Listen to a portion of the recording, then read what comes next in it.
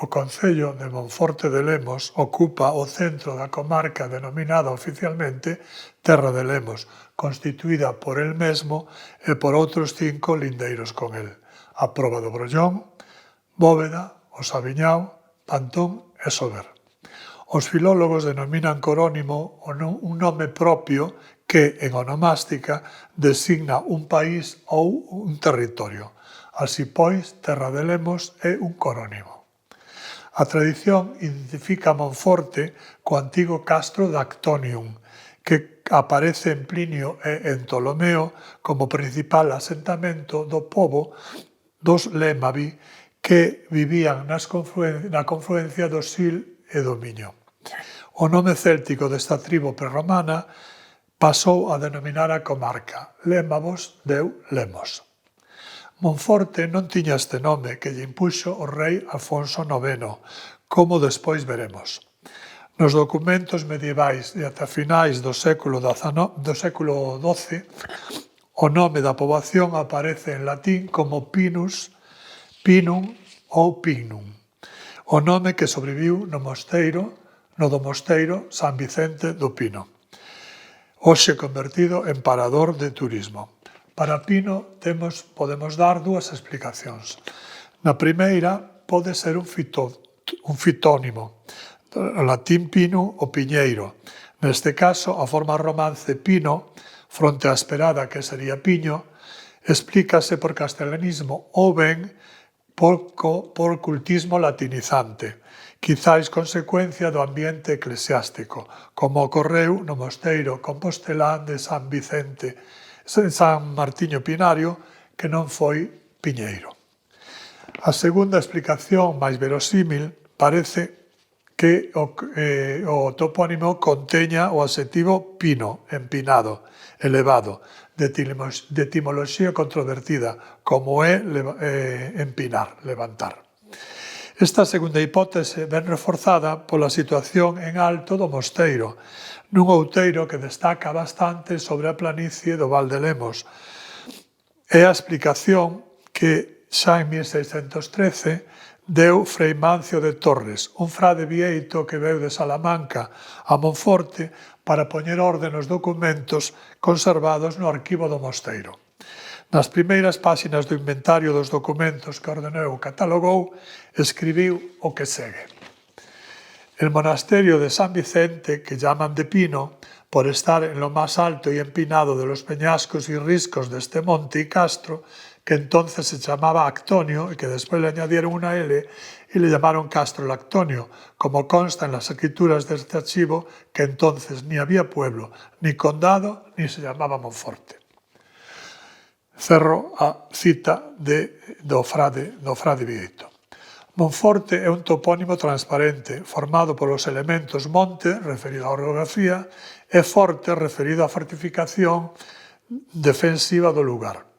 En realidade é un nome de repertorio que Alfonso IX copiou de Francia, onde hai varias localidades chamadas Montfort.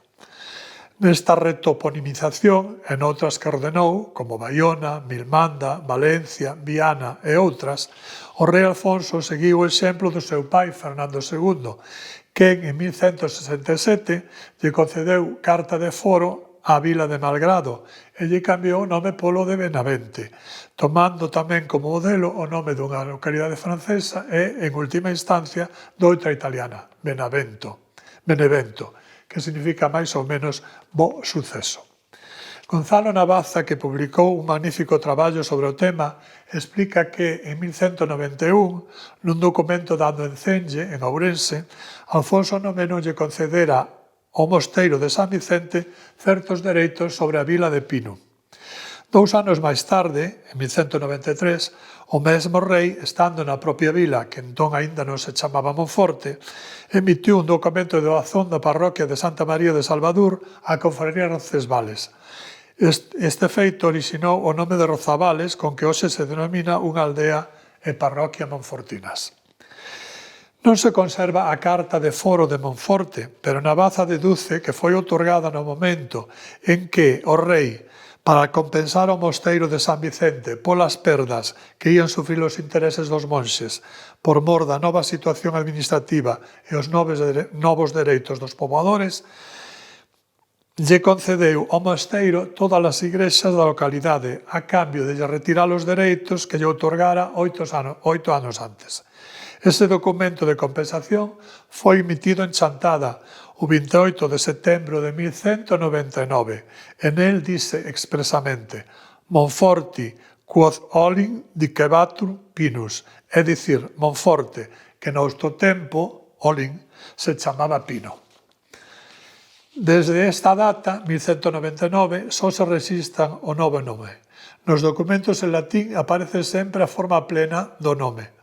Monsfortis, Monteforten, Monteforten, pero xa seguramente refliten a pronuncia actual, Monforte, en 3 sílabas, con apócope de monte. Unha reducción que non é frecuente neste substantivo, aínda que hai Moncalvo, son abundantísimos os topónimos coa forma plena, Montecalvo, Monteagudo, Monte Alto, Monteferro, etc. Apócope, en cambio, deuse que é máis frecuente nunha forma paralela con Fonte, Fonfría, Fonquente, a Fonsagrada, Fonseca e outros. A orixe francesa do modelo debeu influir tamén na reducción de monte no Monforte galego e noutros que hai no centro e no occidente da Península Ibérica. Polo que respecta ao segundo elemento do topónimo, lembremos que, usado como sustantivo, hai lugares ao forte nos concellos de Boqueixón, Cangas, Cesuras e Touro, e o Forte Novo e o Forte Vello son aldeas da parroquia dos Ánxeles en Melide. Usado como adxetivo, en unha formación idéntica a Monforte, temos Rocaforte, lugar da parroquia de Berres, no concello pontevedrés da Estrada. O xentilicio que o dicionario da Real Academia Galega recolle para os habitantes de Monforte é Monfortino, Monfortina.